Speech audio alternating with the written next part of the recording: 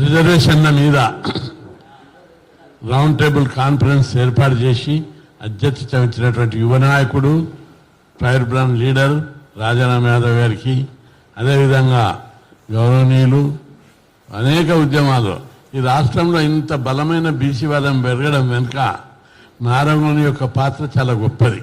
ఆయన అనేక జిల్లాలు తిరిగి నియోజకవర్గాలు తిరిగి ఉమ్మడి రాష్ట్రంలో తెలంగాణలో కూడా మీటింగులు పెట్టి సిద్ధాంతపరమైన చర్చ పెట్టి బోధించిండు.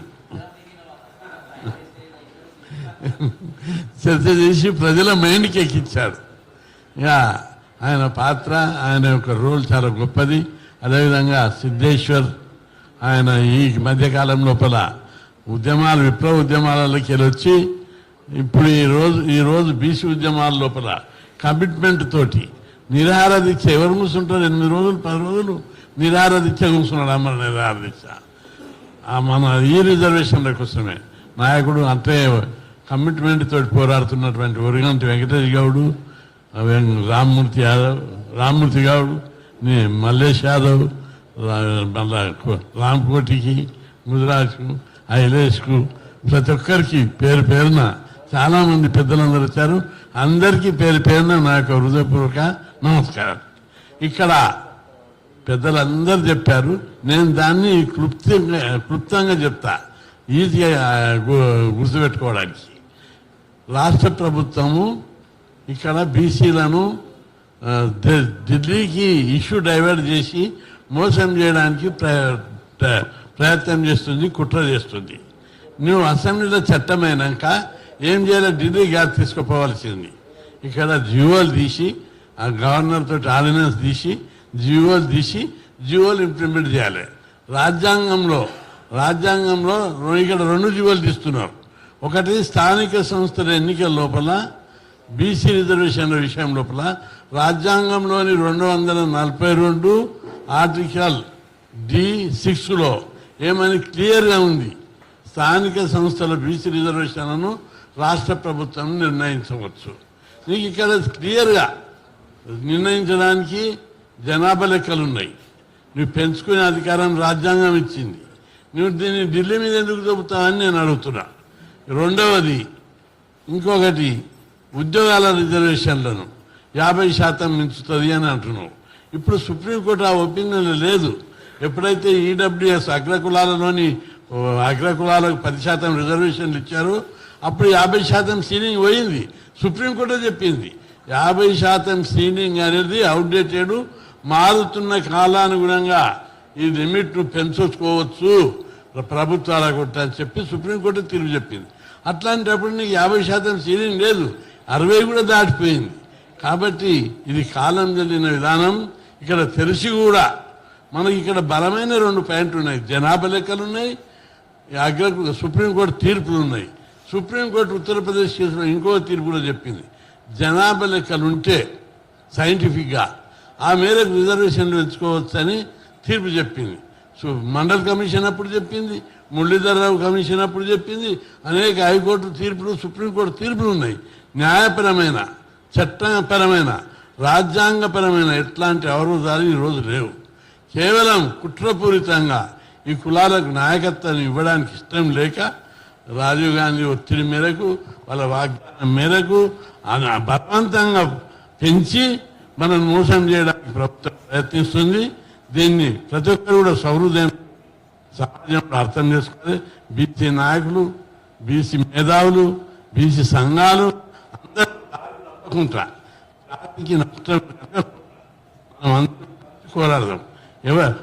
ఎవరి ఇబ్బందులు, ఎవరి బలహీనతలు వాళ్ళకు ఉంటాయి. కానీ మన జాతికి భంగం కలిగినప్పుడు, జాతి ప్రయోజనాలకు భంగం కలిగినప్పుడు రాజీ పడకపోవడమే నాయకులు. కాబట్టి ప్రజలు అప్పుడే నమ్ముతారు. ఇన్ని రోజులు మనం ఎక్కడ కూడా హాస్టల్ పెట్టినప్పుడు కానీ, ఫీజు రియంబర్స్మెంట్ పెట్టినప్పుడు కానీ, లోకల్ వాడి రిజర్వేషన్లు పెట్టించినప్పుడు కానీ, పాఠశాలలు పెట్టించినప్పుడు కానీ ప్రాణాలకు తెగించి పోరాడి లేని విధంగా మనం ఇక్కడ. కాబట్టి ఇది చాలా మంచి బీసీవాదం పెరిగింది. ఈ బీసీవాదం ఒకరోజుతో వచ్చింది కాదు, 50 ఏళ్ళ పోరాట ఫలితంగా వచ్చేది.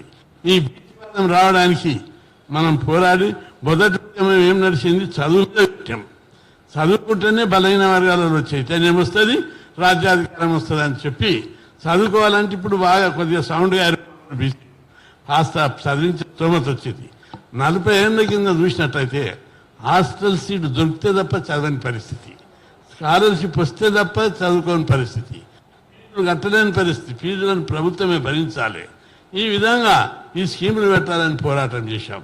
1978 సెప్టెంబర్ 25 నాడు అప్పుడు హాస్టల్ పెట్టిమంటే 2-3 సంవత్సరం పెడుతుంది.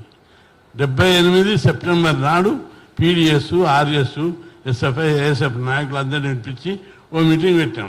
మనం అందరం కలిసి పార్లమెంట్ అసెంబ్లీ మీద దాడి చేయాలి. వాళ్ళు కొద్దిగా ఎంతమంది ఇది సాధ్యం కాదు, మీరు ముందుంటే తప్పనిసరి మా మిలిటెంట్ ఫోర్స్ అంతా నిలబడి ఉంటుందని చెప్పారు. అందరికీ హాస్టల్ ట్రైనింగ్ ఇచ్చినాం. ఇప్పుడు వీళ్ళు 5-6 హాస్టల్ ఇస్తారు.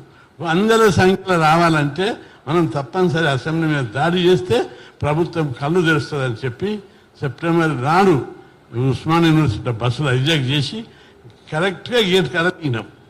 హాస్టల్లోకి పిల్లలను, యూనివర్సిటీ పిల్లలను అందరినీ తెప్పించి గేట్ వేసిన 100 మంది పోలీసులు ఉన్నారు. రాళ్ళు వేస్తే ఫైరింగ్ అవుతుందని చెప్పి మొదలే అందరికీ ట్రైనింగ్ ఇచ్చినాం. గేట్ దుంగి లోపలికి పోయినాం. మేము పోయి ఆ గేట్ తాళాలు పెడితే తీసేసి మొత్తం అందరు నిడిపించి అసెంబ్లీని తుక్కు వరగొట్టినాము. ప్రపంచంలో కూడా ఎప్పుడు అట్లా ఎక్కడ కూడా జరగలేదు అట్లా. ఆ రోజు సాయంత్రమే చెన్నారెడ్డి ముఖ్యమంత్రి పిలిపించాడు. ఏంటిది పిల్లలు ఇట్లా గడబడి చేసేదని చెప్పాం. మేము అనేక మీరు ధర్నాలు చేయొచ్చు, విద్యార్థులు ఇవ్వచ్చు చెప్తే చేస్తాం కదా అన్నాడు. లేదు చాలా దండలని, చాలా విద్యార్థులని మీరు వేస్తలేరు, మీ మంత్రి చేస్తలేరు అని చెప్తే అదే రోజు 500 హాస్టల్ మంజూరు చేశాడు. స్కాలర్షిప్ల సంఖ్య పెంచాడు. అప్పటి నుంచి ఎవ్రీ ఇయర్ పెంచుకుంటా దేశంలో ఎక్కడ లేని విధంగా మన రాష్ట్రంలో 6000 హాస్టళ్ళు, 1500 గురుకుల పాఠశాలలు, దేశంలో ఎక్కడ లేని విధంగా ఫీజు రియంబర్స్ పథకం పెట్టించుకున్నందుకు ఈరోజు ప్రతి ఇంట్లో మామూలు ఇంటికి పోయి గుడిసె దాడితే ఢిల్లీ బేస్డ్ సర్వే ఒక ఆయన పోయి పల్లెటూరు సర్వే చేసి నాకు ఫోన్ చేసిండు. ప్రతి ఇంట్లో ఇంజనీరింగ్ డిగ్రీ అమ్మాయిలు అబ్బాయిలు చదివేటట్టున్నారు. అందువల్లనే బీసీ వాదం పెరిగింది. ఈ బీసీ వాదాన్ని మన ఉద్యమానికి బలంగా దీన్ని పట్టుకోవాల్సినటువంటి అవసరం ఉంది. పెద్దలందరూ నారాయణ గారు, రాజారాం గారు, మీరందరూ పెద్దలందరూ గట్టిగా నిలబడి శ్రద్ధ తీసుకుంటే తప్పనిసరి అన్ని కుల సంఘాలను, బీసీ సంఘాలను పిలిపించుకొని మాట్లాడుకొని మేధావులు కూడా ఎవరు దారి తప్పారని నేను అనుకుంటలేదు. చిన్న పాయింట్లు ఏమైనా ఉంటే భయపడో భంగపడో ఏదో విధానికి ఉన్నా వాళ్ళందరినీ మనం పిలిపించుకొని మాట్లాడి ఈ ఉద్యమాన్ని బలమైన ఉద్యమాన్ని ఇక మార్చుకోవాల్సినటువంటి అవసరాన్ని చెప్పి ఈ సమయం దాటితే మళ్ళీ సమయం దొరకదు మనకు. ఇప్పుడు ఎందుకంటే ప్రజలు సిద్ధంగా ఉన్నారు. ఉద్యమంలో నాయకుడు కాదు, ఇక్కడ ప్రజలే సిద్ధంగా ఉన్నారు. ఎక్కడికక్కడ ఉద్యమం లేచిపోతుంది. మనం చేయకుండా ప్రజలు చేయడానికి సిద్ధంగా ఉన్నారు. డైరెక్షన్ కావాలి, నమ్మకమైన నాయకత్వం కావాలి. అవే వాళ్ళు చూస్తున్నారు. ఇప్పటికే 2-3 సార్లు వివిధ కుల సంఘాల పెద్దలు కూడా వచ్చి కలిసి సలహాలు ఇచ్చారు. ఉమ్మడి ఉద్యమంకు పిలిపివ్వాలని చెప్పి ఇప్పుడు మీ పెద్దలందరూ ఇచ్చారు సలహా. ఈ ప్రభుత్వం మోసం చేస్తుంది. ఇప్పుడు అది ఒక భాగం. ఇక్కడ ఏంటిది 2 రిజర్వేషన్లు. ఈ లోకల్ బాడీది అయితే ప్యూర్ కోర్టు కూడా ఓడు. రాజ్యాంగంలో 242 ఆర్టికల్ D6 ప్రకారం రాష్ట్ర ప్రభుత్వాలకు రాజ్యాంగమే పవర్ ఇచ్చింది. జనాభా లెక్కలున్నాయి, రాజ్యాంగం ఇచ్చిన హక్కు ఉంది. ఈ స్థానిక సంస్థల ఎన్నికలు జరపాలని చిత్తశుద్ధి ప్రభుత్వానికి ఉంటే జనాభా లెక్కల ప్రకారం ఈ జీవో తీసి లెక్కలు తయారు చేసి నోటిఫికేషన్ ఇవ్వు, ఏ కోర్టు కూడా అడ్డం రాదు. ఒకవేళ వస్తుంది మనం 2 కారణాలు చూపెట్టి అగ్రకులాలకు రిజర్వేషన్ ఇచ్చినావు, మాకు జనాభా లెక్కలు ఉన్నాయి, కుల లెక్కలు ఉన్నాయి, మీరు గతంలో ఇచ్చిన తీర్పులు ఉన్నాయి, పెంచు అని పెంచుకున్నాం మేము అని చెప్తే తప్పనిసరి సుప్రీంకోర్టు కూడా ఒప్పుకుంటుంది. అదేవిధంగా విద్యా ఉద్యోగాల రిజర్వేషన్ విషయంలో కూడా బీహార్ ప్రభుత్వం బలమైన అడ్వకేట్ల పెట్టి కొట్లాడుతుంది. సుప్రీంకోర్టులో తమిళనాడు కొట్లాడుతుంది. మనం కూడా సుప్రీంకోర్టులో బలమైన అడ్వకేట్లను పెట్టి, బలమైన అంటే ప్రామినెంట్ అడ్వకేట్లను పెట్టి ఈ గ్రౌండ్ మీద మనం కొట్లాడితే కేసు గెలుస్తాం. దానికి మనం కూడా వెళ్దాం అడ్వకేట్లను పైసా చేసి ప్రామినెంట్ అడ్వకేట్లను కాంగ్రెస్ పార్టీలో కూడా కపిల్ సిబాల్ ఉన్నాడు, అనేక మంది పెద్ద పెద్ద అడ్వకేట్లు ఉన్నారు. మీరు పెట్టుండి మేము పెడతాం, ఎట్లా గెలవదో చూసుకుందాం. గెలవకపోతే మేమే భరిస్తాం, మేమే జవాబుదారి. ప్రజలకు కూడా అర్థమవుతుంది సుప్రీంకోర్టు అడ్డం జరుగుతుందని. అంతేకాదు తమిళనాడు ఉద్యమాన్ని మీరు గుర్తు చేసుకోవాలి.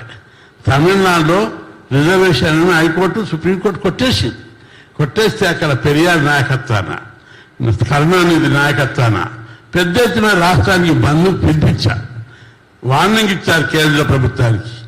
మీరు మా కోసం రాజ్యాంగాన్ని సాధించకపోతే 9వ షెడ్యూల్లో పెట్టకపోతే విమానం దిగి బయటికి రారని చెప్పారు.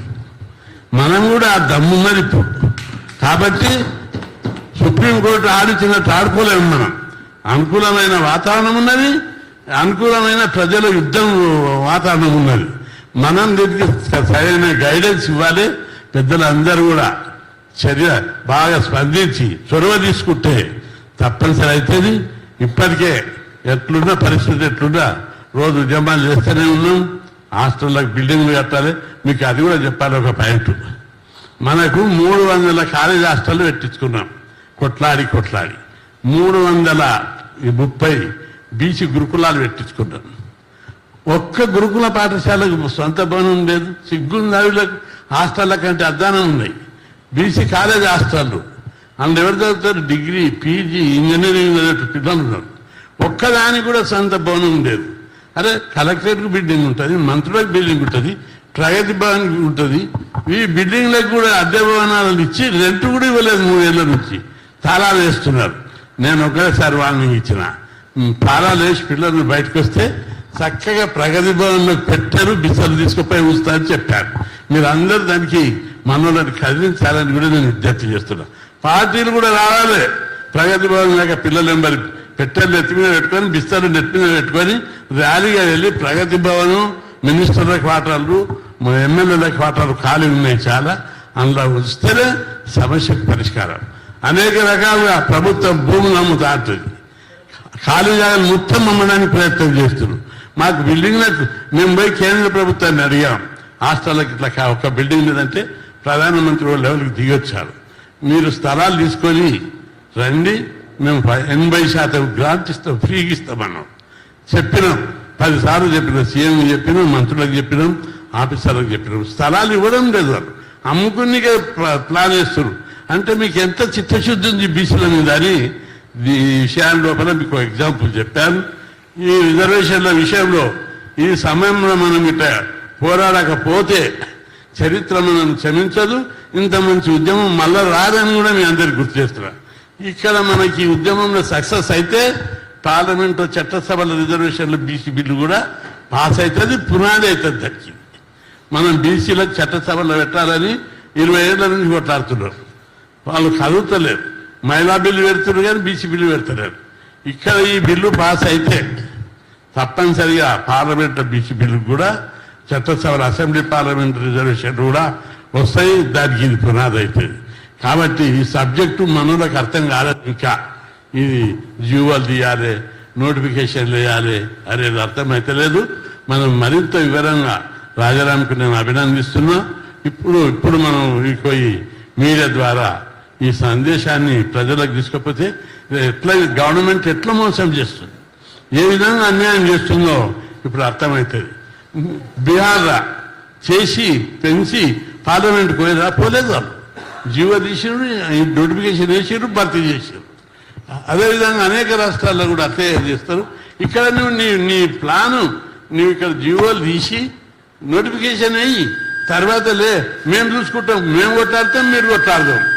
గ్రౌండ్ ఉంది గెలవడానికి. విద్యా ఉద్యోగాల రిజర్వేషన్లు స్థానిక సంస్థలకైతే ఇంకా బలమైన ప్రతిపాదిక ఉంది. కాబట్టి పెద్దలు అందరూ చొరవ తీసుకొని రాజారావు, నారాయణ గారు, సిద్ధేశ్వర్ గారు, ఈ పెద్దలందరూ ఇంకా కుల పెద్దలతోటి అందరితోటి మాట్లాడి ఈ సమయం లోపల సందర్భం వచ్చినప్పుడే కొట్లాడాలి. ఎందుకంటే వానలు పడ్డప్పుడే విత్తనాలు పెట్టాలి. మృగశిర కార్తీల విత్తనాలు పెడితే వర్షాలు ఉంటాయి, పంట వంతుంది. నువ్వు ఎండాకాలంలో పెడితే విత్తనాలు దండు, మసాలా దండుగా అన్ని ఖాతమైపోతాయి.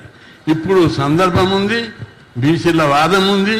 సరే ప్రభుత్వాలు పార్టీలు చెడగొట్టడానికే చూస్తాయి. కానీ ప్రజలు ఆ విధంగా వినడానికి సిద్ధంగా లేరు.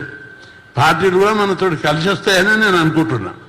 ప్రభుత్వాలు దీన్ని బీసీ వ్యతిరేక శక్తులు అన్ని చెడగొట్టడానికే, అది వాళ్ళ స్వభావం, వాళ్ళ నేచర్ అది. కాబట్టి వాటన్నింటిని అధిగమించి మనం ఉద్యమాన్ని ముందుకు తీసుకుపోవడం మన బాధ్యత. ఇన్ని రోజులు పోరాడింది ఒకే ఎత్తు, ఇప్పుడు పోరాడింది ఒకే ఎత్తు. నారాయణ గారు ఎన్నో పుస్తకాలు రాశాడు, కష్టపడ్డాడు, రక్తాన్ని చెమటగా మార్చారు.